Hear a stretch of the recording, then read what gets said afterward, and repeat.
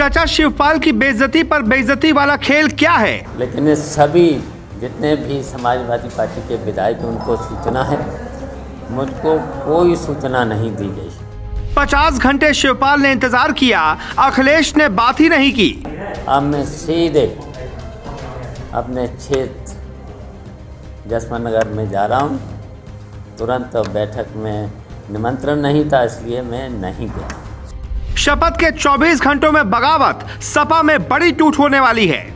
और अपने लोगों की जितने भी हमारे लोग हमारे साथ रहे हैं उनकी बैठक बहुत जल्दी बुलाएंगे। फैसला कोई नहीं लेना है। अमित शाह की बिल्कुल नई स्क्रिप्ट तैयार है और वो स्क्रिप्ट एक बार आप पढ़ लेंगे तो कहेंगे शिवपाल यादव के जख्म पर जल्द ही मोदी, शाह और योगी की जोड़ी मरहम लगाने वाली है। अपनों की लड़ाई में बीजेपी हमेशा बाजी मार लेती है। 4 दिन पहले ही बिहार की राजनीति में अमित शाह ने एक पार्टी में ऐसी सेंधमारी कर दी कि अब पार्टी के अध्यक्ष मुकेश सहनी सड़क पर आ गए। तो क्या सपा के साथ भी कुछ ऐसा ही होने वाला है? क्या शिवपाल के जरिए बीजेपी सपा के खिलाफ कुछ बड़ा प्लान कर रही है? ये दावे इसलिए क्योंकि बीजेपी अब शिवपाल सिंह यादव पर डोरे डाल रही है। वो भी इसलिए कि यूपी में सीएम योगी की ताजपोशी के महज 24 घंटों के भीतर अखिलेश यादव ने बड़ी गलती कर दी।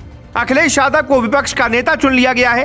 हैरानी इस बात की नहीं है कि अखिलेश यादव को विपक्ष का नेता चुना गया। हैरानी इस बात की है कि अखिलेश को जब विपक्ष का नेता चुना जा रहा था, विधायक शिवपाल यादव उस बैठक से ही गायब थे या फिर उन्हें बुलाया ही नहीं गया। हमारी कोई बातचीत नहीं। मैंने तो केवल ये कहा था कि जो जिम्मेदारी हमें मिलेगी उस जिम्मेदारी को मैं निभाऊंगा। नेताजी से कोई बात हुई थी सर? अभी चुनाव के बाद होली में भी आप गए थे, नेताजी से बात हुई, किसी बात पर चर्चा हुई?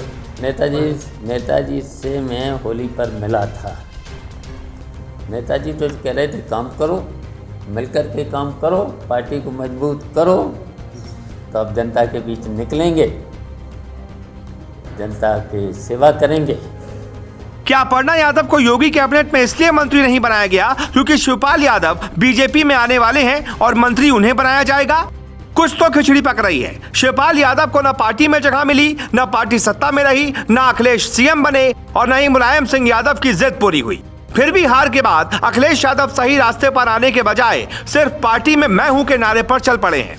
सपा का एक पक्ष ये भी कहता है कि शिवपाल को विपक्ष का नेता इसलिए नहीं बनाया गया क्योंकि योगी और शिवपाल यादव का रिश्ता बहुत अच्छा है। सपा सरकार को घेर नहीं पाएगी और फिर 2027 में बड़ा नुकसान हो जाएगा।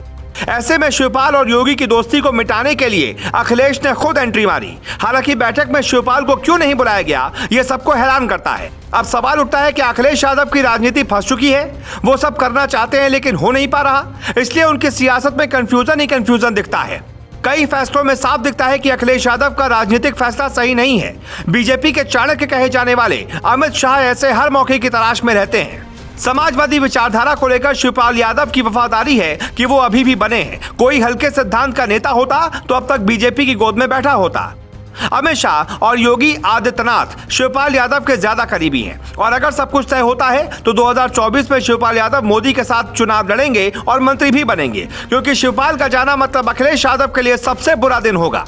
शिवपाल बेशक आज संघर्ष कर रहे हो, लेकिन वो असल समाजवादी पार्टी के सबसे बड़े पुरोधा हैं। लोग कहते हैं अमित शाह दूसरी पार्टियों की दरार को वक्त रहते भांपते हैं, किरदारों को पकड़ते हैं, फिर बड़ा उलटफेर कर देते हैं। 24 के चुनावों से पहले ऐसा ही उलटफेर उत्तर प्रदेश में होना है और शिवपाल की बेइज्जती कर अखिलेश यादव खुद ही बीजेपी की रणनीति को आसान बना रहे हैं। मुलायम के इशारे पर शिवपाल यादव अब तक खामोश हो जाते हैं, लेकिन सवाल है कब तक।